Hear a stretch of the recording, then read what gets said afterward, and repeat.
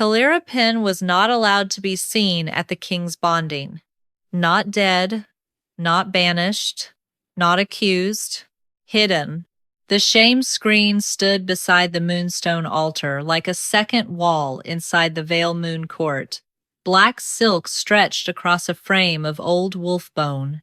On the visible side, nobles gathered beneath silver banners to witness Alpha King Dorran Vale bind himself to Lady Maris Vane. On the hidden side, Calyra stood barefoot on cold stone, close enough to hear the court breathe, but forbidden to let the court remember she had a face. Moon Matron Elska Rill had taken her shoes first. "A hidden woman has no need to make sound," Elska had said. Now her voice rang from the altar. "By moon law, Calyra Penn will remain behind the shame screen until the royal bonding is complete. Her presence is politically unfit, emotionally improper, and dangerous to the peace of the court." A few nobles laughed softly. Calyra did not lower her head. She pressed one thumb into the scar across her palm and stared into the black fabric before her. The screen did not show the hall from this side. It gave her only darkness, incense, and the faint metal scent of old humiliation. Tonight was not only Dorran's bonding night. At moonlight, the shame screen would be sealed into court law for another generation. Every woman ever placed behind it would remain unnamed in official memory. By dawn, Calyra Penn would become a blank space. The first bonding bell rang. The screen shivered. Calyra lifted her eyes. On the altar side, the ceremony paused. Silk rustled. Someone whispered. Then came the voice she had not heard this close in months. "Why did the screen move?" Alpha King Dorran asked. His voice was low, controlled, dangerous. Calyra remembered it from darker places. Behind sealed doors, beneath the wolf stairs, through stone walls when his royal wolf had torn at its own mind and no one else dared approach. Elska answered quickly. "The screen absorbs improper emotion, Majesty. It is only correcting what stands behind it." The second bell rang. Something scratched from inside the black silk. Calyra stopped breathing. She knew that sound. Not from court, not from ceremony. From the nights Dorran's wolf had nearly broken through his chamber walls, when Calyra had stood in the servant passage beneath him with her palm pressed to cold stone, whispering until the monster remembered breath. Elska had called it protection whenever the wolf calmed. Then she had walked upstairs and accepted gratitude meant for the girl beneath the floor. Another scratch dragged downward. This time the black silk bled silver. The court gasped. Dorran stepped off the dais. Calyra could see only the shadow of his boots beneath the screen. But the entire hall seemed to shift around that single movement. "Explain," he said. Elska's voice hardened. "The hidden girl is disturbing the rite." Calyra should have stayed silent. She had been trained into silence for years. Silence in lower corridors. Silence before moon matrons. Silence while another woman wore her sacrifice like a sacred title. But the screen scratched again. This time, the claw pressed outward from Calyra's side. Broad. Silver. Not human. The royal wolf was inside the shame screen. A growl rolled through the hall, and every wolf in the court went still. Elska snapped. "All eyes to the altar. No one looks at the screen." Calyra raised her hand and placed her scarred palm against the claw shape beneath the silk. The screen burned cold. A flash of blue-white light tore across the black fabric. On the court side, the screen showed a memory. Calyra could not see it, but she heard it. A younger howl, wild with pain, rain striking stone, her own voice, barely 19, whispering through the foundation beneath the king's chamber. "Stay with the sound of my hand, not asleep, not chained. Stay." The hall fell silent. Dorran's voice changed. "That was you." The words did not sound like discovery.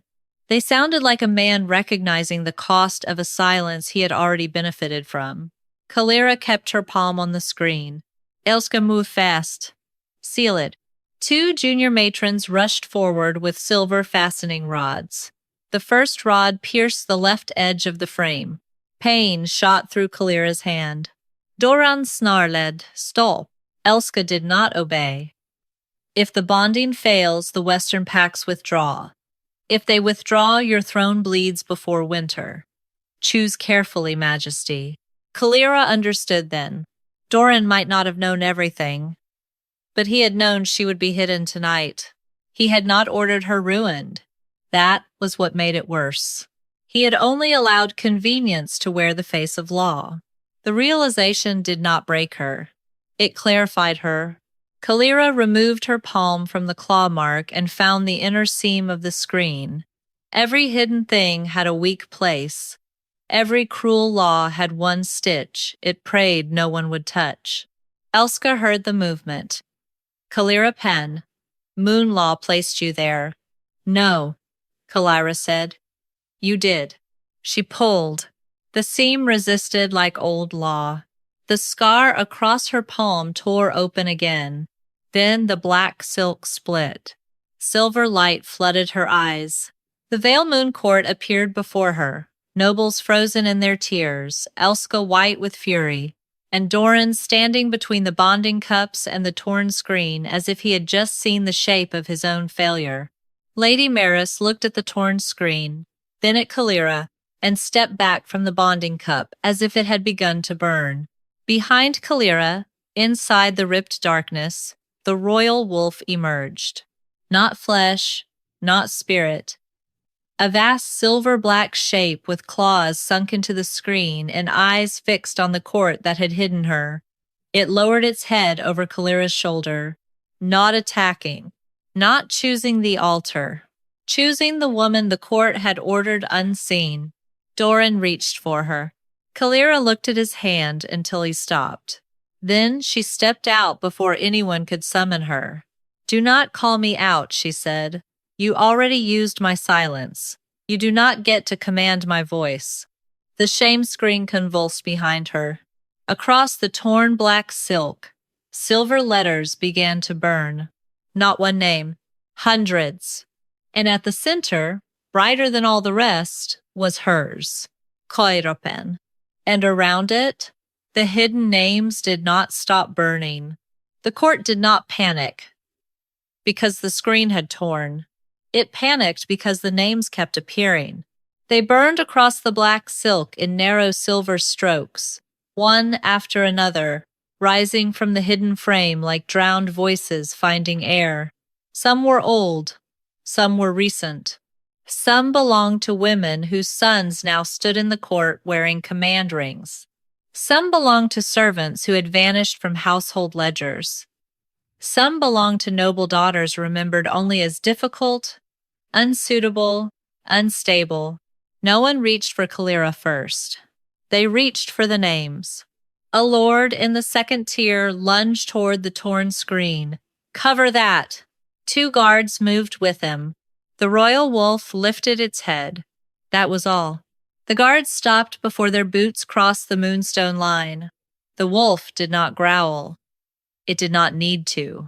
Its silver-black body remained half in the ripped darkness, claws still buried in the screen, its shoulder close enough behind Calyra that the cold of it brushed her spine. Dorran Vale stood very still. His eyes were not on the wolf. They were on the names. Elska Rill found her voice first. "Fabric corruption," she said sharply. "Old shame screens absorb emotional residue. This is not testimony. This is rot." The court wanted to believe her. Calyra saw it in their faces. Belief was easier than guilt. If the screen was corrupted, no one had hidden anyone. If the silver names were rot, no one had benefited from silence. Elska turned to the matrons. "Bring moon ash. Seal the exposed thread." Calyra stepped in front of the torn screen. Barefoot, bleeding, visible. No, the word cut cleaner this time. Elska's eyes narrowed. "You do not command Moon Court." "I am not commanding it." Calyra said. I am stopping you from burying it twice. A murmur moved through the hall. Dorran's gaze dropped to her hand. Blood slid from the torn scar across her palm and fell onto the moonstone. The moment it touched the floor, the screen flared. A memory opened across the silk. Calyra beneath the eastern chamber, palm pressed to stone while the king's wolf screamed above her. Calyra standing through an entire winter night while guards slept at the far stair. Calyra collapsing after the wolf quieted, unseen by everyone except a junior matron who stepped over her to carry news upstairs. Then Elska appeared in the memories again and again. Elska entering the king's chamber after the howling stopped. Elska placing a cool hand on Dorran's door. Elska receiving the council's bowed thanks. Elska saying, "The moon has steadied him." The court watched the lie become habit. Dorran's jaw tightened until the muscle flickered near his cheek. He did not speak quickly. That mattered. A weaker king would have denied what the court had seen. A crueler one would have demanded Calyra kneel and explain herself. Dorran only stared at the screen as night after night assembled before him, each one showing a girl beneath his floor holding back the madness he had called a curse. Lady Maris stepped farther from the bonding cup. "I did not know," she said. Her voice was quiet, but the hall heard it because no one else dared breathe. Elska turned on her. "My lady, do not dignify corruption with innocence." Maris looked at the torn screen, then at Calyra's bleeding hand. "I said I did not know. I did not say I was innocent." That changed the room more than a scream would have. Calyra did not look grateful. She had no room left in her for gratitude offered after the wound opened. Elska lifted a silver bowl from one of the junior matrons. Moon ash, ground from funeral chalk, oath bone, and burnt legal thread. Calyra recognized the smell at once. It was what the matrons used to make a record stop asking questions. "If this is true," Elska said, "then let the king's law examine it properly after the bonding. The Western Pacts wait. The alliance must be completed before Moonheight." There it was again. Not denial. Delay. Dorran finally moved. He turned toward the altar. Lady Maris stood beside the bonding cups, pale but steady. The Western envoys watched from the front tier, their faces hard with calculation. If Dorran broke the rite, the Western Pacts would call insult. If he continued, every name burning behind Calyra would become his witness. Elska saw the balance and pressed her advantage. "Majesty," she said, softer now, crueler for it. "A king may regret discomfort after he secures his throne. He cannot secure a throne after surrendering to discomfort." Calyra almost laughed. Discomfort. That was what they called a woman bleeding in front of them when the blood inconvenienced policy. Dorran looked at her then. Not at the wolf. Not at the screen. At her. "Calyra," he said. She felt the old part of herself answer before she could kill it. The part trained to come when summoned from a passage. The part that knew the exact distance between obedience and survival. She crushed it. "Do not make my name tender now," she said. "It was useful to you when no one spoke it." The words struck him. She saw it, and she was glad they did. Elska raised the bowl. Enough. She flung moon ash at the torn screen. The ash should have sealed the letters. Instead, it turned black in the air and flew backward. Every grain struck Elska's hands. She screamed once, more in rage than pain, and the silver bowl clattered across the altar steps. Black ash clung beneath her fingernails. Not random ash. Record ash. The kind that stayed only on hands that had sealed a name before. The royal wolf stepped forward. The moonstone cracked beneath its front claws. Elska backed away, but only one step.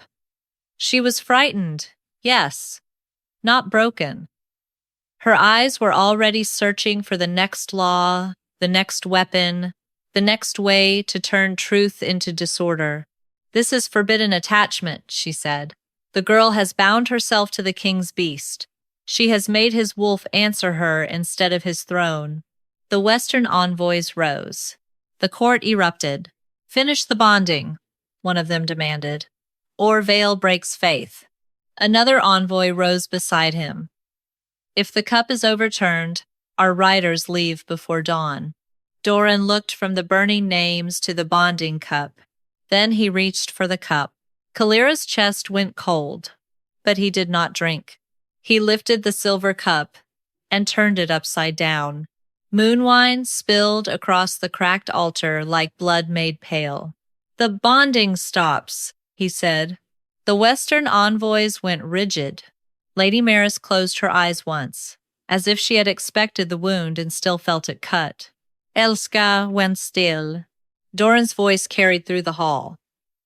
"No one touches Calyra Penn. No one touches the screen. No one buries a name until I know why my wolf remembers a woman my court ordered unseen." It was not an apology.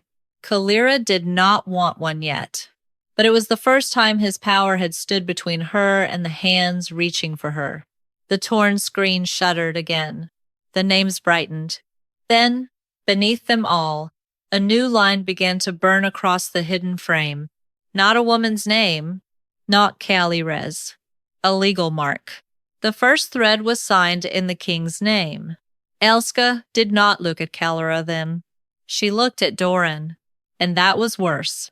Dorran did not deny the seal. That was the first thing that terrified the court. The burning line remained beneath the hidden names, silver and merciless against the torn black silk. The first thread was signed in the king's name. No one spoke it aloud. They did not need to. Every noble in the Vale Moon court knew the weight of a royal seal. A king's name could bind borders, end blood feuds, command armies, and make cruelty look like order if enough priests stood beside it. Calyra looked at Dorran. He looked back, and for the first time since she had stepped into the visible hall, he did not seem like a king surrounded by a court. He seemed like a man standing before something he had permitted without measuring its hunger. Elska Rill moved before the silence could turn against her. "Majesty," she said, her blackened fingers tucked into her sleeves. "This proves exactly why the right must be contained. The girl is using a damaged screen to drag crown authority into public disgrace." Calyra's mouth went still. The girl. Even with her name burning behind them, Elska refused to use it. "This is not testimony," Elska continued, turning so the upper tiers could hear. "This is an assault on royal dignity. She has shamed the king's seal before foreign envoys. She has made the Moon Court look divided. If she truly served Vale, she would have waited for lawful examination." Calyra almost smiled at that. "Wait," they always said, when truth arrived too early for power. Wait until after the bonding. Wait until after the law sealed. Wait until after the names stopped burning. Wait until no one living could answer. Dorran's voice cut through the rising murmur. "Enough." Elska bowed her head, but not deeply. "Majesty, the crown must be defended." Dorran looked at the screen again. "I did not sign her name away." Calyra felt no relief. He had chosen the smallest truth first. Dorran turned to the court, his face hard as winter stone. "But I allowed the screen." The hall tightened around the words. "I allowed it beside my altar. I allowed it because the Western Pax wanted a clean ceremony, because the council wanted no old attachment named, because Moon Matron Rill assured me it was custom and not punishment." His eyes found Calyra's. "I allowed a law I did not care to understand because it served me to look away." It was not an apology. It was more dangerous than one. A king had named the shape of his own failure in public. Calyra did not soften. "You understood enough to know where I would stand," she said. The words landed harder than anger. Dorran bowed his head once, not to the court, not to Elska, but to the wound she had named. Yes, the royal wolf shifted behind Calyra. Its silver-black shoulder brushed the torn screen, and the names flared brighter, as if the beast's presence fed the old law awake. A line of thread slid loose from the frame. Not silk. Something darker. A single black strand, stiff with dried silver at its edge, uncoiled from beneath the words "the first thread." It dangled in the air like a vein pulled from a hidden body. One of the junior matrons whimpered. Elska's eyes flashed toward the thread, then away. Calyra saw it. So did Dorran. The screen groaned.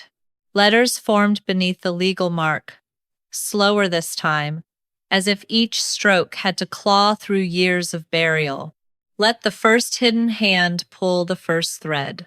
The court backed away without being ordered. Elska stepped forward. No, that is an obsolete witnessing phrase. The screen is damaged. No woman behind a shamewrite may touch the binding thread without matron supervision. Convenient, Calyra said. Elska's expression sharpened. Touch it and you confirm forbidden attachment to the king's wolf. Touch it, and every Western envoy here will know Vale's throne has been compromised by a hidden servant. The Western envoys did not sit. Their leader, Lord Heron of the Frostmere Pax, lifted his chin. If the hidden woman handles crown evidence, we consider the right corrupted. Lady Maris turned toward him. For a moment, the whole court seemed to remember she existed. The almost Luna, the Alliance bride. The woman whose cup had been overturned before her bond could form. Heron spoke more quietly to her. My lady, stand with the pact.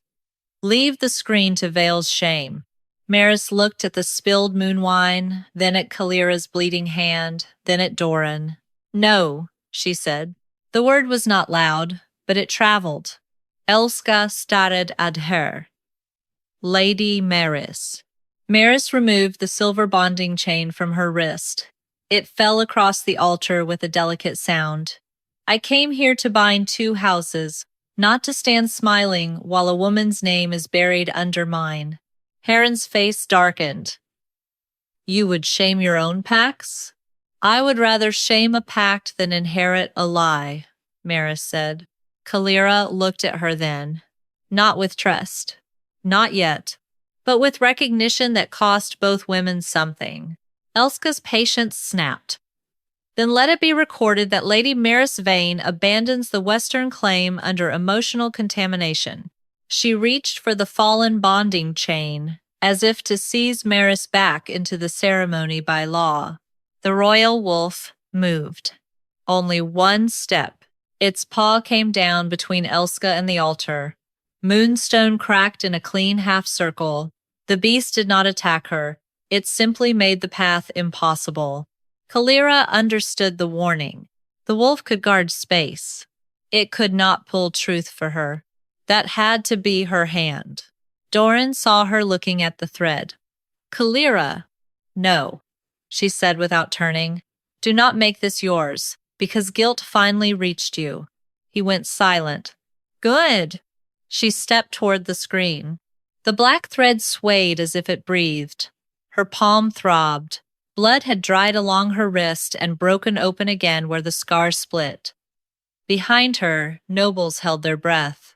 Before her, Elska's fear finally showed in one small place. Her thumb rubbed hard against the black ash beneath her nail, trying to scrape away what would not leave. Calyra lifted her hand. Elska whispered, You do not know what that thread will take. Calyra closed her fingers around it. Pain opened white-hot through her palm, but she did not release it. I know what the screen already took, she said. Then she pulled. The first thread came free, with a sound like a stitch tearing out of flesh. The torn screen bent inward, the burning names dimmed to a cold silver hush. From the frame, a narrow strip of hidden leather slid loose and unrolled across the cracked altar steps. At its top was the royal seal of Vale, Dorran's mark. The court inhaled. But Calyra kept looking, because beneath the royal seal, pressed so deep into the leather it had almost vanished, was another mark. A crescent needle through a closed eye. Moon Matron Elska Rill's private seal. And it had been stamped underneath the king's name. Lady Maris picked up the fallen bonding chain before anyone else could touch the leather. That small movement changed the hall. The Western envoys had expected her to retreat behind insult, to let men argue over seals while she protected the marriage that had brought her here. Instead, she held the silver chain in both hands and stood beside the unrolled strip on the cracked altar steps. "I will witness," she said. Lord Heron's face went cold. "You are not here as witness." Maris did not look at him. "Then the right should not have bled truth at my feet." Calyra kept her fingers closed around the first thread. It pulsed in her grip like something alive and unwilling to die. The hidden leather strip lay before the court, marked with the royal seal at the top and Elska Rill's crescent needle stamped beneath it, nearly buried in the grain. Elska recovered quickly. That was what made her dangerous. She did not deny the mark. She stepped toward it as if she owned the meaning of every line. A matron seal beneath a royal seal is not guilt. It is procedure. Moon matrons certify what kings authorize. That is how Vale law has remained clean for 6 generations. "Clean," Calyra said. Elska turned her gaze on her. "You would not understand the burden of keeping a court from tearing itself open." Calyra looked down at the name still burning behind her. "I understand being used as the thread." The screen answered. The first thread tightened around her hand. New writing rose along the leather strip, not in silver flame, but in dark, wet strokes, as if the old document had been waiting for blood to remember ink. Authorized use. Shame screen. Royal ceremony class. Subject: unnamed female disturbance. Calyra's stomach turned. Not her name. Not yet. Unidentified enough to use. Unhuman enough to file. Elska lifted her chin. "You see? No name. This has nothing to do with Calyra Penn." Dorran spoke from the altar's edge. "Read the next line." Elska's eyes cut to him. "Majesty, I advise restraint." "No," Dorran said. "You advise burial." The words struck the court harder because he did not shout them. Calyra did not look at him. Not yet. She would not reward the first true sentence with forgiveness. She pulled the thread again. Pain tore through her palm, bright and deep. The royal wolf moved close behind her, its massive head lowering near her shoulder, but it did not touch the thread. It did not rescue her from the cost. The next line surfaced. Placement. Left of altar, out of royal sight. Dorran went utterly still. Calyra finally looked at him. He had the face of a man who had just heard his own convenience become language. Elska seized the moment. The king did not write that. He signs hundreds of ceremonial permissions each moon. The court requires order. Screens require placement. This is administration, nothing more. Dorran's mouth hardened. "I remember the document," he said. The hall went silent. Elska's expression did not change, but the black ash beneath her fingernails darkened. Dorran looked at the leather strip, not at Calyra, as if he did not deserve the shelter of her eyes while he spoke. "It was brought after the Northern Campaign. The council said the court needed protection from rumors about my wolf. They said a private attachment had become politically dangerous." His jaw tightened. "They did not give me her name." Calyra's fingers tightened around the thread. Dorran raised his eyes then. "I did not ask for it." That hurt more than denial, because it sounded true. Elska stepped in sharply. "A king cannot ask every servant's history before signing ceremonial order." "No," Dorran said. "But a king should ask who becomes invisible because he is tired of hearing the problem." Calyra felt the court shift. Not toward mercy, toward fear. A king naming his own negligence made every noble's silence less safe. Elska sensede tu. Her hand flashed toward the leather. Then let the crown reclaim its private record. Calyra moved first. She stepped on the strip with her bare foot. The hall gasped. Royal documents were not touched by servant feet. Royal seals were not pinned under a hidden woman's blood. But Calyra did not move. You do not take back what used my life, she said. Elska's voice dropped. Lift your foot, or I will have you bound for desecrating crown authority. Dorran stepped between Elska and Calyra. Not beside Calyra, not in front of the evidence. Between the hand reaching to erase and the woman who had stopped it. No binding, he said. Elska smiled then, small and lethal. You would shield her from law? Dorran looked at the torn screen. I am beginning to think she has been standing under law longer than anyone in this room. The royal wolf's eyes flared silver. The shame screen shuddered. A narrow slit opened in the leather where Calyra's blood touched it. Inside the strip was a second layer, thinner than skin, folded into the first document. Calyra knelt and pulled it free before Elska could speak. This layer was not written in court ink. It was written in moon ash. Maris leaned closer, her face pale. That is not a placement order. No, Calyra said. The ash letters formed slowly. Transfer authorized upon calming response. Source. Hidden female disturbance. Recipient. Moon Matron office. Dorran's hand closed into a fist. Elska said nothing. For the first time, silence did not protect her. Then the final line burned open beneath the rest. Royal wolf stability to be credited to matronal intervention until the subject is permanently sealed. Calyra could not breathe. The court had not merely hidden her. It had been preparing to finish the theft. The first thread snapped in her hand. Across the torn screen, every hidden name went dark except one.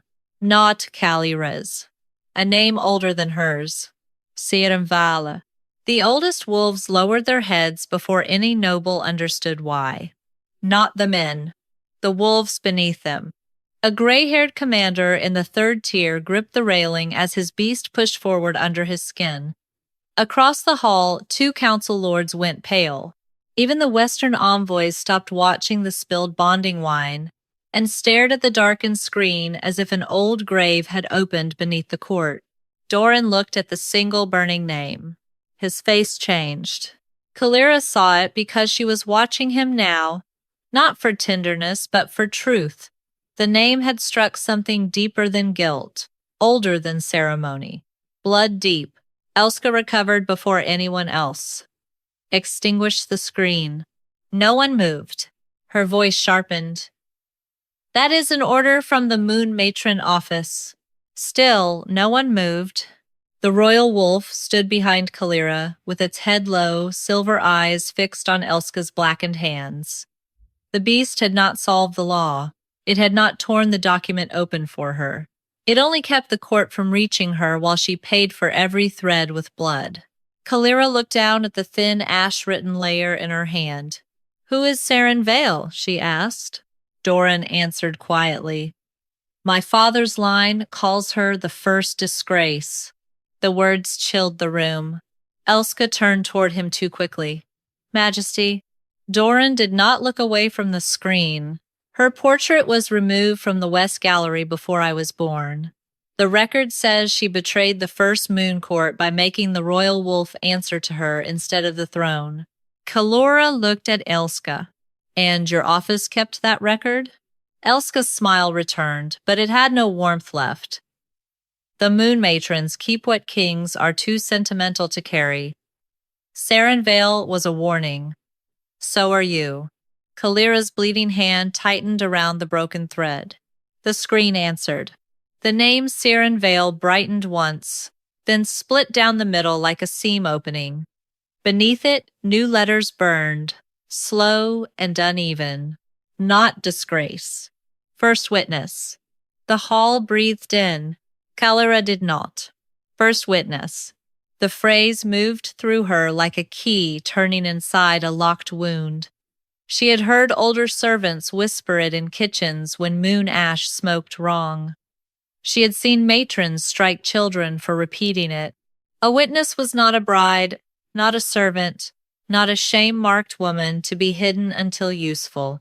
A witness had legal standing. A witness could refuse burial. Elska stepped forward, forgetting the wolf for one dangerous second. That phrase is abolished. No, Calyra said. Buried. The black thread in her palm twitched. Another line formed beneath Saren's corrected name. A screen may hide a woman. It paused. Calyra felt every eye move to her hand. She understood before anyone told her. The law would not finish itself. It wanted the hidden hand to pull what remained. Elska saw the same thing and struck. Notat Calyra. At the names.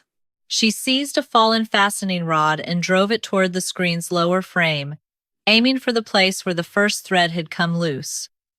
If she could pin the wound shut, the old law would choke before speaking. Dorran moved, but Calyra was closer. She stepped into Elska's path and caught the rod with her bare hand. Silver burned into her palm. Pain took the air from her lungs. The royal wolf snarled, shaking dust from the ceiling, but Calyra did not release the rod. Elska's eyes widened at the blood sliding over both their fingers. Let go, Elska hissed. Calyra leaned closer. You first. Then she twisted the rod away and threw it onto the cracked altar.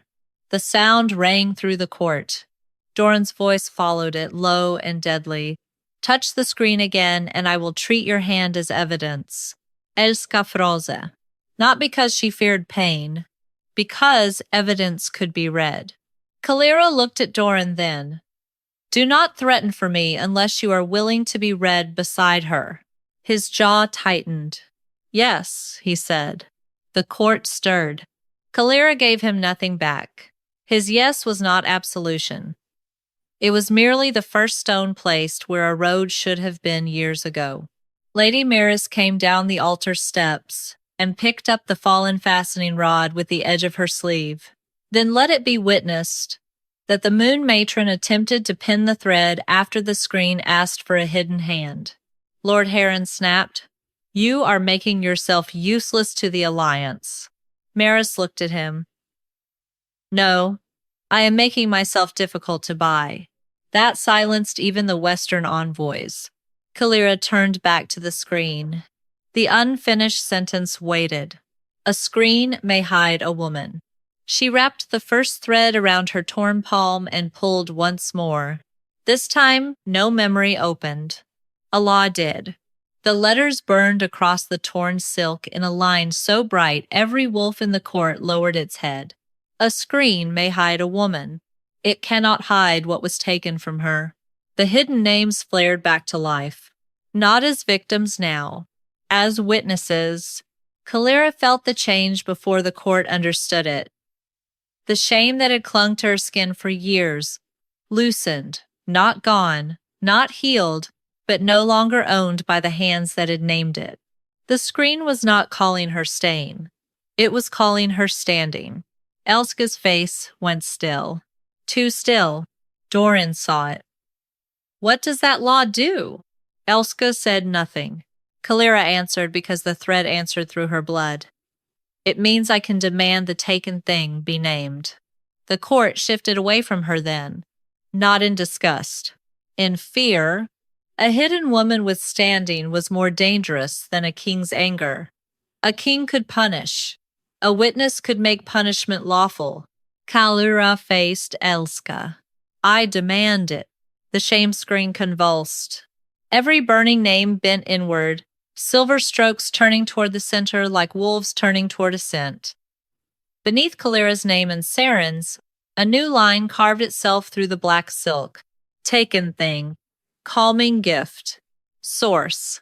Hidden women. Recipient. The letters stopped. Elska smiled suddenly. Small, victorious. Careful, she whispered. Some receipts do not end where you think. The screen finished the line. Recipient. The royal wolf. Dorran went white. Then one final sentence burned underneath, colder than all the rest. If the gift is returned, the king's wolf will remember every madness it was fed. Dorran's wolf heard the sentence before the court understood it. The silver-black beast went rigid behind Calyra, its claws sinking deeper into the cracked moonstone. A sound moved through its chest, not quite a growl, not quite pain. Every wolf in the Vale Moon Court answered with a shudder under human skin. Elska Rill did not waste the fear. You see, she said, turning to the court with bloodless calm, the hidden woman has demanded a gift that keeps the royal wolf sane. If she takes it back, the king's beast remembers every madness it was spared. Every rage, every hunger.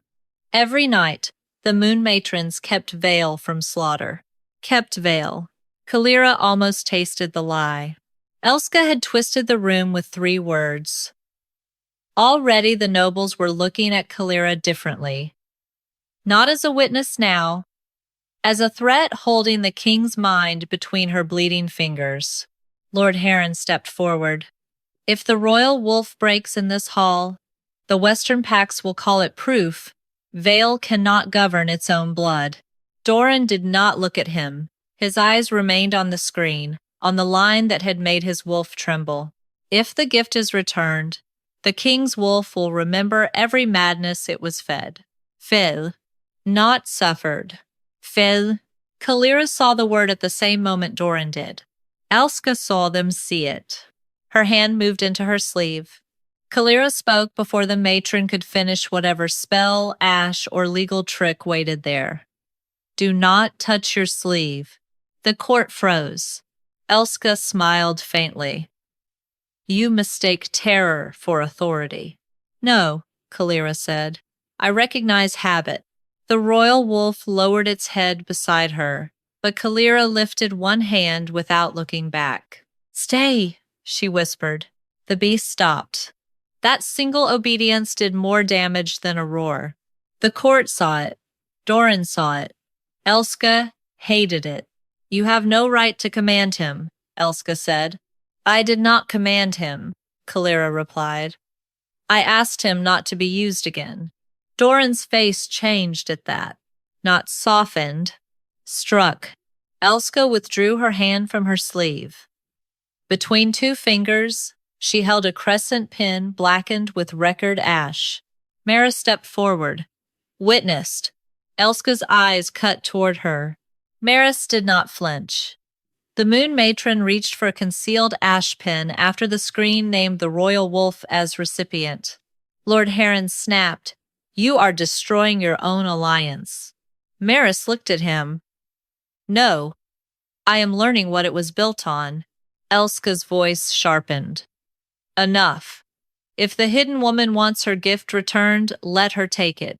Let the court watch what her righteousness does to its king. The screen responded. A thin silver line opened from Calyra's name to the royal wolf's chest. Light gathered there, faint and trembling like breath trapped under ice. Calyra felt it at once. Not power, not glory. Exhaustion. Years of her calm, her endurance, her whispered mercy, braided and drained, until it no longer knew her hand from the wolf's wound. It called to her. The old ache inside her answered. For one breath, she wanted it back, not for revenge, not even for justice, because it was hers. Dorran stepped closer, then stopped himself before he crossed into her choice. What happens if she refuses? He asked. Elska looked pleased. Then the gift remains where it belongs, in the royal wolf, under crown need. Calyra laughed once, softly. Every face turned. Need, she said. That is what theft calls itself when it has a throne nearby. The silver line brightened. The royal wolf shook. Moonstone cracked under its paws. Dorran moved then, not to seize Calyra, not to stop the screen, but to place himself between the wolf and the nearest tier of nobles. If he breaks, Dorran said, he breaks through me first. The court went silent. Calyra did not thank him, but she saw the cost. A king had just put his body where his subjects expected command to stand. Elska's expression hardened. Noble, useless. Calyra reached toward the silver line. Dorran's voice lowered. Calyra. She did not turn. Do not ask me to leave my life inside him because you fear what he will remember. I was not going to ask that. The words were rough. She looked at him then. Dorran held her gaze. I was going to ask what you choose. That hurt in a different way. Because once, before all this, she might have given everything for him to ask. Calyra turned back to the screen. I choose not to return stolen things blind. Elska's smile vanished. Calyra wrapped the first thread around her bleeding palm and pulled the silver line away from the wolf's chest before it could sink deeper. Pain tore through her arm. The royal wolf snarled, but stayed. The line did not return to Calyra. Instead, it split into dozens of smaller threads, each one running from a hidden name to the wolf's shadow. Calyra's breath caught. Not only her, the calming gift had not come from one woman. It had been harvested across years, across generations, from every hidden hand the screen had swallowed. The court saw it. Mothers, servants, widows, daughters, names, the law had made quiet, all feeding the royal wolf's peace. Elska backed away. Only one step, but Calyra saw it. So, that is why the names matter, Calyra said. You did not hide women because they were shameful. You hid them because unseen gifts are easier to steal. The shame screen burned brighter. Then a new command formed across the torn silk. Before return, name the madness fed. Elska whispered, No. Dorran turned on her. What madness? Elska said nothing. The first thread tightened around Calyra's hand until blood fell in steady drops. The screen answered for the silence. First recorded madness. Royal wolf turned against its witness. Date, Saran Vale's trial night. Calyra felt the court recoil. Dorran's voice was almost soundless. Saran did not betray the wolf. The screen gave one final line. She was given to it. A commander near the third tier removed his claw ring. No one told him to. He only looked at the name Saran Vale, burning on the torn screen, then at the royal wolf trembling behind Calyra, and slipped the old war ring from his finger as if metal had become too heavy to wear. Others saw. That was when fear changed shape. It was no longer fear of the beast. It was fear of the history beneath their feet. Elska Rill struck before that fear could become thought. Saran Vale was sacrificed because she corrupted the first royal wolf, she said, her voice carrying sharp and clean through the hall. Do not let a damaged screen make a martyr of a traitor. Dorran turned toward her. The screen says she was given to it. The screen is speaking through a hidden woman's blood, Elska replied. And hidden women bleed resentment easily. Calyra felt the words land around her like hooks. Some nobles looked away from the screen and back at her. That was Elska's gift. She could turn evidence into contamination if the court wanted an excuse badly enough. Lord Heron of the Western Pack stepped down one stair. If the first royal wolf killed its witness, and your current wolf answers this woman, then this is not a private shame. It is a succession danger. The court stirred. Succession danger. A colder phrase than curse? A legal phrase. A phrase kings died under. Dorran's wolf gave a low, pained sound. The silver thread still stretched from hidden names into its shadow, Dozens of stolen calmings woven through the beast like chains made of mercy. Calyra kept her bleeding hand closed around the first thread. Elska saw the strain in her fingers and smiled. "You wanted the taken thing named," she said. "It has been named. Now return it properly, or admit you are willing to let the king's wolf break before foreign witnesses." Calyra looked at the silver threads. They trembled with pieces of lives no one had thanked. Not only hers, not only Saren's. The gifts belong to the hidden names burning behind her. "They are not mine alone to return," she said. Elska's smile thinned. "How righteous. How convenient." Calyra ignored her and faced the screen. "Then let the names choose." The hall went still. Dorran took one step closer. "Can they?" "I do not know," Calyra said. "But I know what it means when a matron says only she may decide." The screen answered with a groan that ran through the wolf-bone frame. Letters formed beneath Saren's name. "Hidden gifts may be returned only by witness consent." Elska went white. Not pale. White. For one breath, the powerful woman vanished, and something older showed through. Panic with teeth. Then she lifted both blackened hands. Illegal phrase. Abolished after Saren's trial. Buried, Calyra said. Elska turned to Dorran. "Majesty, hear me carefully. If you allow this servant to invoke abolished witness law, you do not merely pause a bonding. You challenge every matron certified royal act since the first court. Every alliance, every concealment, every stability right used to keep your bloodline from tearing Vale apart."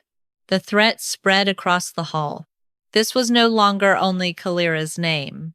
It was the foundation of the court. Dorran's face hardened, but Calyra saw the cost pass through him.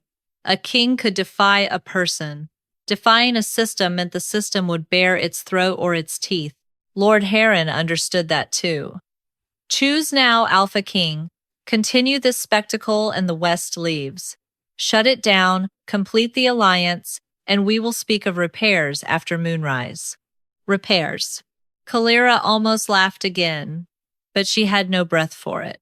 Dorran looked at the spilled moon wine, at Maris standing away from the altar, at Elska's blackened nails, at Calyra's torn hand. Then he looked at the royal wolf. The beast was shaking harder now. The old madness pressed against the silver threads, hungry to remember. If the stolen calm returned badly, it would not merely wound Dorran. It could tear through the court before any law finished speaking. Elska lowered her voice. "A king who cannot govern his wolf cannot govern his people." Dorran did not answer.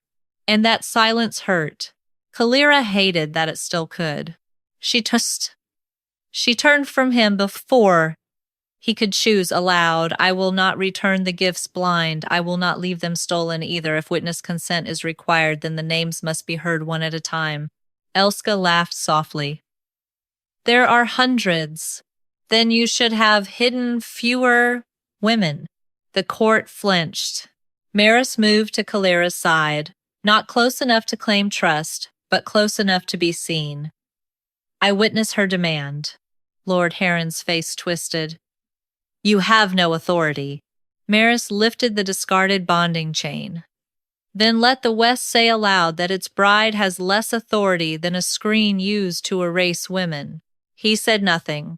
The shame screen's names flared. For a heartbeat, Calyra thought the law might open. Then Elska drove both hands into the black ash beneath her nails and spoke a command in the old matron tongue. The torn screen snapped backward. The silver threads tightened at once. Calyra cried out before she could stop herself. Every line pulled against her palm, dragging her toward the royal wolf's shadow. The beast roared, but the threads bound it too, forcing its head down until its claws carved trenches through the moonstone. Dorran lunged. Elska shouted, "Touch her, and the wolf remembers all at once." He stopped so sharply the air seemed to break around him. Calyra's knees struck stone. The thread cut deeper into her hand. The screen burned a new sentence across the frame, larger than all the rest.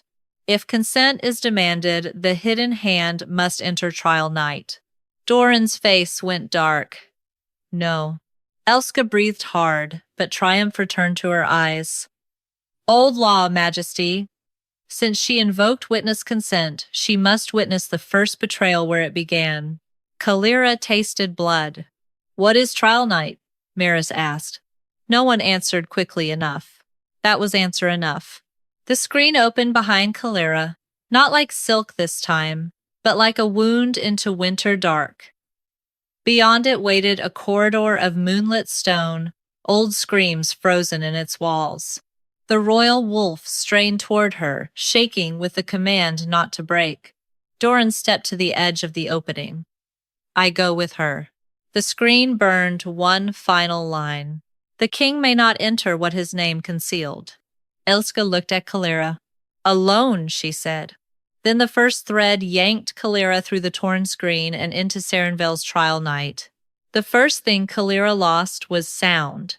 The Vale Moon Court vanished behind her, along with the envoys, the altar, the torn screen, and the royal wolf's broken roar. For one breath, there was only winter dark, and the feeling of thread cutting into her palm. Then stone formed beneath her knees. She was in a corridor she had never walked. Old moonlight leaked through narrow windows. The walls were wet, not with rain. With silver ash pressed into the mortar like fingerprints no one had managed to wash away. At the far end, a woman screamed once. Calyra forced herself up. The first thread was still wrapped around her bleeding hand. It tugged forward. She followed. The corridor opened into an old trial chamber beneath the first Vale court. It was smaller than the great hall above, crueler for its closeness. No tiers, no banners. Only a ring of standing stones, a wolf-bone chair, and a black screen stretched behind a kneeling woman. Calyra Vale, not a monster, not a seductress from old warnings, not a disgrace. A woman with silver-brown hair unbound around her shoulders, wrists tied with legal thread, face bruised, spine straight. Before her stood the Moon Matrons of the First Court. Their robes were different from Elska's, older and rougher, but the crescent needle through the closed eye marked every throat clasp. Calyra's stomach went cold. This was not only Elska's crime. This was inheritance. One matron lifted a bowl of moon ash. Calyra Vale, you are charged with turning the royal wolf from throne obedience into witness attachment. Calyra looked past her, toward the screen behind the stones. Something moved inside it. Huge, pained, chained by light. The wolf was not turned, Calyra said. It was tortured, until it answered the only voice that did not command it. A matron struck her. Calyra moved before thought. Her hand passed through the memory. Not flesh, not time she could alter. Only witness. The thread tightened, reminding her what this place wanted. Not rescue, reading. Back in the court beyond the screen, Dorran's voice reached her faintly, as if through water. Hold it open. Elska answered sharp with panic. The trial must close around the hidden hand. That is the law she invoked. No, Dorran said. That is the trap you left inside it. Calyra turned toward the sound but saw only old stone. Then another sound came. A blade across skin. The corridor behind her brightened. Dorran could not enter what his name concealed, but his blood struck the threshold. A red line appeared at the edge of the trial chamber, holding the way back from sealing shut. Elska shouted something Calyra could not hear. The thread pulled harder. Calyra faced Calyra again. The first matrons dragged a silver chain from the black screen and fastened it around the shadow of the royal wolf inside. The beast thrashed. not savage with hunger, but broken with pain. One matron spoke over its roar. If witness consent remains law, kings will be answerable to hidden hands. Another said, then witness consent dies tonight. Calyra's breath caught. That was the truth under the trial. They had not feared Saren because she corrupted the wolf. They feared her because she gave the unseen legal standing. Saren lifted her head, blood at her mouth. A king's wolf is not weaker for recognizing pain. The oldest matron stepped behind her. In her hand was a thin black thread. The first thread. She pressed it against Saren's palm until blood rose. Then let your pain feed it, the matron said. The screen opened. The wolf inside screamed as every ounce of Saren's calm, strength, and witness power was pulled through the thread and forced into its shadow. Saren shook but did not beg. Her eyes found the black screen. Not the matron's, not the wolf. For one impossible moment, Calyra felt Saren looking at her. Not through time, through law. Saren's bloody fingers curled around the thread. Calyra understood. The memory could not be changed, but the thread could be answered.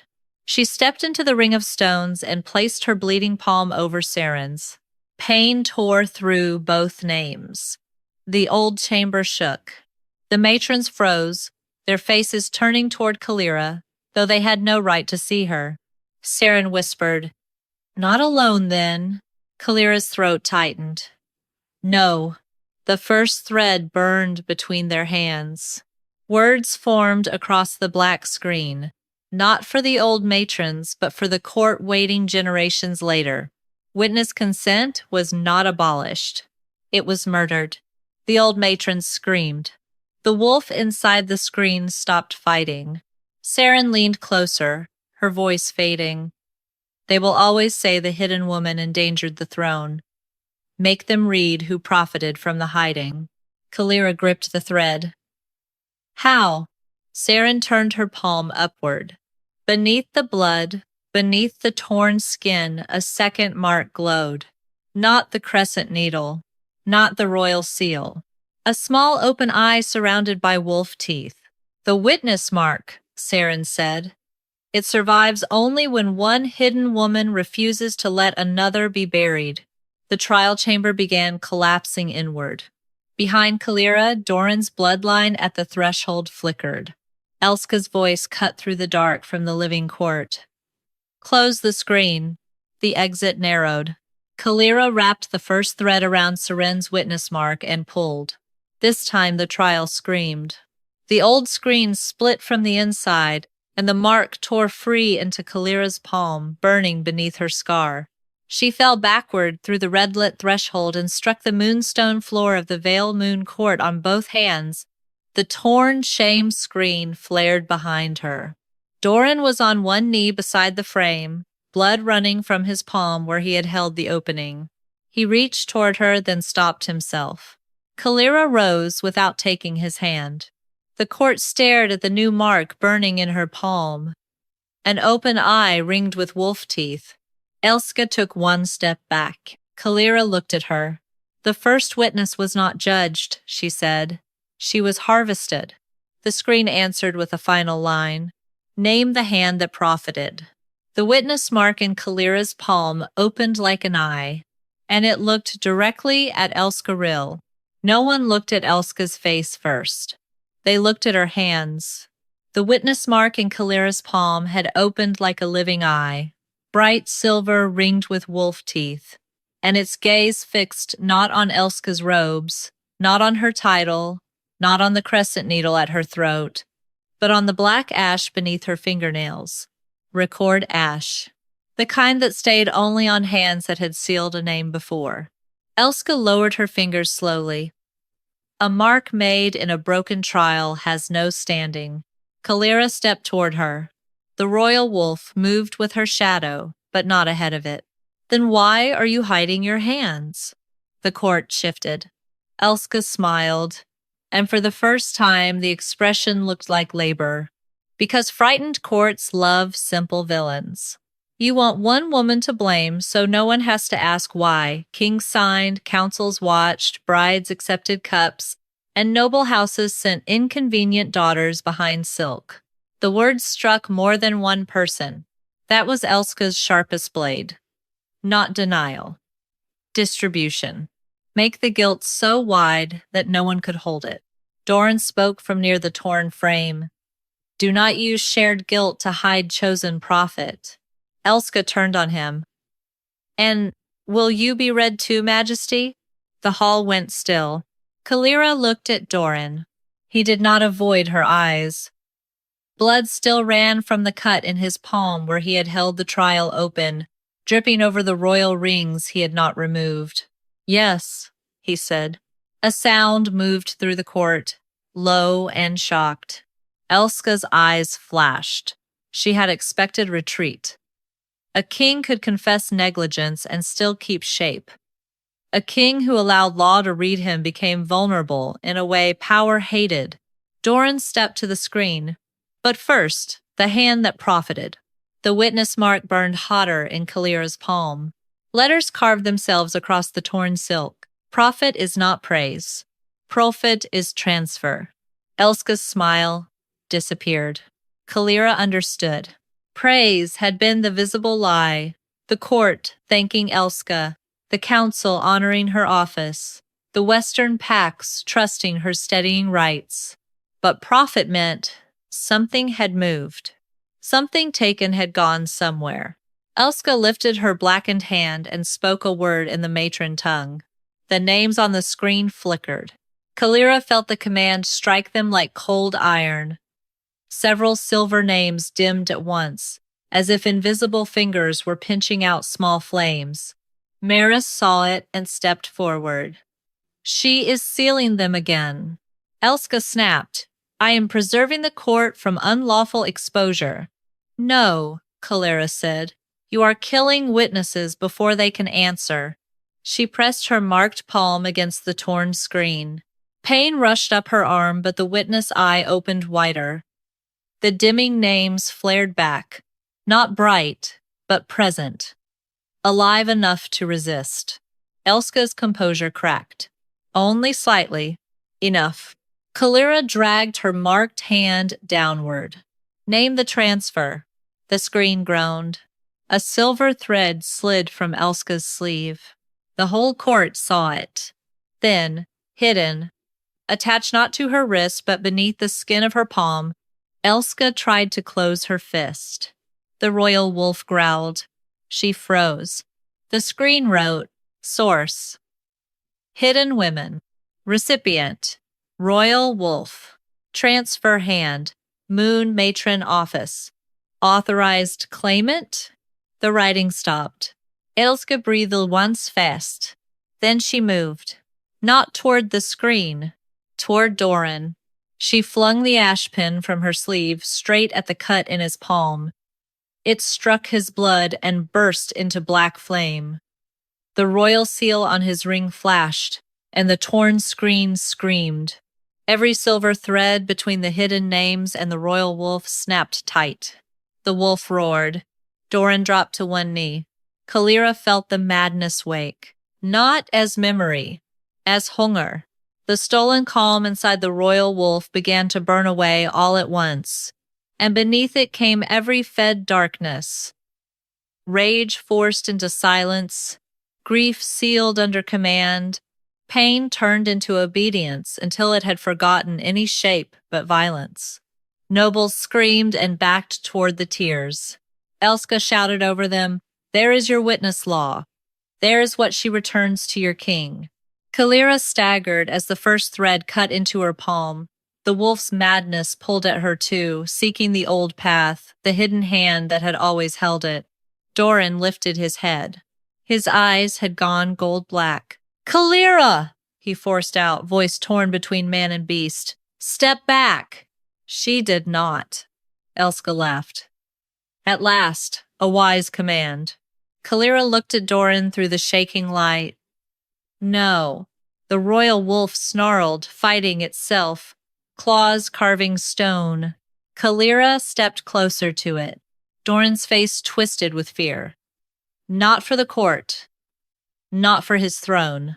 For hair. Do not hold him alone, he said. I am not here to hold him, Calyra answered. I am here to make him stop carrying what was stolen in my name.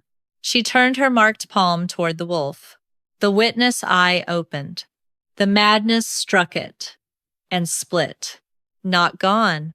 Named.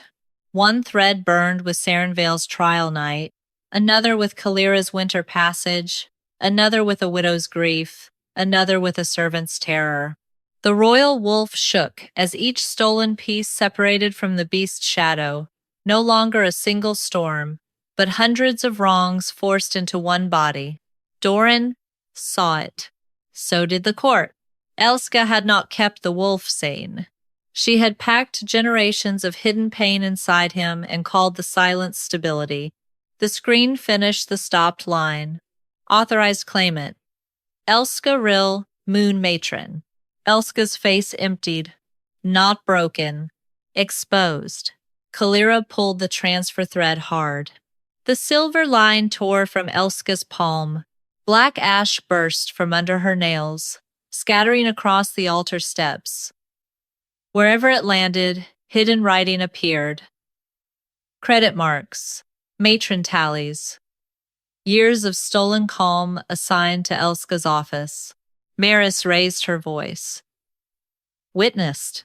For the first time, dozens answered her. Witnessed. The word passed through the court, uncertain at first, then stronger. Elska looked around and saw the room changing without her permission. Then she did the one thing Calyra had not expected. She reached for the bonding cup Dorran had overturned, sliced her palm on its broken rim, and pressed her blood over the Western Pact mark. If I fall, she said, the Alliance falls with me. The screen went dark. The royal wolf stopped roaring, and from the black silk came a final command, colder than judgment. Final correction requires the king's blood and the hidden witness's consent. Dorran rose unsteadily. Calyra turned toward him. Elska smiled through blood. Now choose, she whispered, her consent or your crown. Calyra did not answer the crown. She answered the wolf. The royal beast stood between torn silk and broken altar, shaking under centuries of stolen calm. Its silver-black body flickered at the edges, not fading but remembering too much at once. Saren's trial. Calyra's hidden winters. The names burning behind them, every woman made useful only after she disappeared. Dorran held out his bleeding hand. Not to command, to offer. The king's blood is here, he said. Elska laughed softly. And her consent? The court turned toward Calyra with the old hunger. Not cruelty this time. Need. They wanted her to agree quickly, to save the throne, settle the wolf, preserve the alliance, make the frightening truth useful again. Calyra looked at their faces and understood how easily pity could become another screen. No, she said. The words struck harder than any roar. Dorran did not flinch. Elska smiled. There! The hidden witness refuses the crown. Let Vale remember who endangered it. Calyra turned to her. I refuse to be used as repair. The torn shame screen flared. Dorran lowered his hand at once. Then there will be no correction without her terms. The Western envoys erupted. Lord Heron stepped forward. You would let one servant dictate royal law? Dorran looked at him, gold still burning dark in his eyes. No, I will let the witness decide what may be taken from her. That is what my court failed to do. Calyra's throat tightened, but she did not soften. Not yet. Words cost him less than blood. She faced the screen. My consent has terms. The witness mark opened in her palm. The names brightened. First, Calyra said, every hidden name stays in the Moon Court record. Not as shame, as witness. The screen wrote, accepted. A tremor moved through the nobles. Second, the shame screen law ends tonight. No matron, king, council, bride, father, or pack envoy may place a woman behind it again. Elska hissed, "You have no authority to abolish a founding right." The screen answered before Calyra could. Witness consent outranks shame right when the right is proven theft. Maris lifted her head. Witnessed. This time, the answer came from all sides. Witnessed. Calyra looked at Dorran. Third, the king's blood does not cleanse this. It pays entry. You will be read. Silence fell. Dorran stepped forward. Yes. Elska's smile sharpened again. Majesty, careful. Consent can become a blade. Dorran did not look away from Calyra. It should have been won sooner. He placed his bleeding palm against the torn frame beside hers. The shame screen seized him. Dorran did not cry out, but his knees nearly bent. Images burned through the silk, his hand signing an order after the Northern campaign, his eyes bloodshot from sleeplessness, councilmen speaking of unrest, Elska saying the screen was custom, not punishment. Then the memory sharpened. A blank line. Name withheld. A place marked left of altar, out of royal sight. Calyra watched his face as he saw it. He had not known her name. He had not asked. Dorran bowed his head beneath the court's stare. I signed ignorance and called it duty. Elska stepped back. The screen pulled deeper. Another image appeared.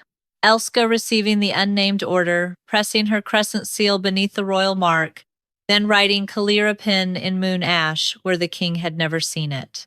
The court gasped. Elska's face emptied. Calyra's voice was quiet. There is the hand that profited. The screen wrote across the torn silk. Royal negligence. Confessed. Matron theft. Proven. Elska longed for the frame. The royal wolf moved faster. It did not tear her throat. It did not kill her. It pinned her shadow to the moonstone with one silver claw, and every stolen credit mark on the altar steps rose like black smoke around her. Elska screamed as the ash beneath her nails pulled free. Not blood. Names. Tiny silver letters streamed from her hands, from her sleeves, from the crescent clasp at her throat. They flew back to the torn screen and burned where they belonged.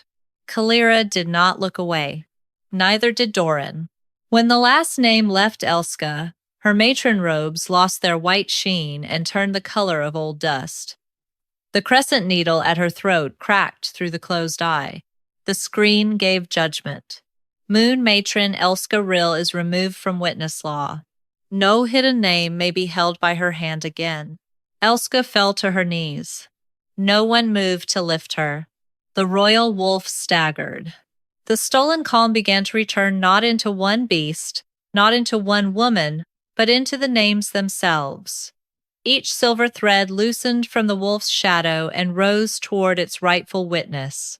Some vanished into old air. Some settled into the screen. One, warm and exhausted, returned to Calyra's palm. She almost broke when it touched her. Not because it was power, because it felt like a younger version of herself, finally coming home. Dorran swayed as the wolf remembered pain without stolen silence to soften it. He pressed one hand to his chest, breathing through the violence of it. Calyra could have let him bear it alone. She did not. She stepped beside him, not behind him, and placed her marked palm against the air between man and wolf. Remember, she whispered to the beast, but do not become what they fed you. The royal wolf lowered its head. Slowly, terribly, it bowed to her. Not as mate, not as master, as witness. Dorran looked at Calyra then, and whatever he wanted to say, he swallowed first. That was the first mercy he gave her without asking praise for it. He turned to the court. By my blood and by her consent, the shame screen is ended. Every hidden name will be spoken before moonset. Every matron record will be opened. Every order I signed in ignorance will be read with my seal beside it. Lord Heron's face went hard. And the Western Alliance? Lady Maris stepped forward before Dorran could answer. The West may leave if it cannot survive truth. Heron stared at her. Maris removed the last silver clasp of the bonding chain and set it on the altar. I will not be Luna over a covered grave. The Western envoys said nothing. One by one, the hidden names burned brighter. The court began to read them, softly at first, then louder. Women long dead, women still living, servants, widows, daughters, sisters, disgraces, who had never been disgraced at all. When Calyra's name came, the entire hall spoke it. Calyra Penn. She closed her eyes once, not to forgive them, to hear it without a wall between. Dorran stood behind her, exactly where a king should have stood years ago, and did not touch her until she turned. Only then did he speak. I will spend the rest of my reign repairing what I allowed, not to earn you, not to soften this night, because it is owed. Calyra looked at the torn screen, at the wolf bowing beside it, at the names still burning against black silk. Then she looked back at him. Begin with the ones who cannot stand here to demand it. Dorran bowed his head. Yes. The moon reached its height. The shame screen did not seal. It split from crown to floor, and the black silk fell at Calyra's feet like a dead law. She did not step over it quickly. She stepped over it slowly, barefoot and bleeding, while the court watched. Visible, named, unhidden,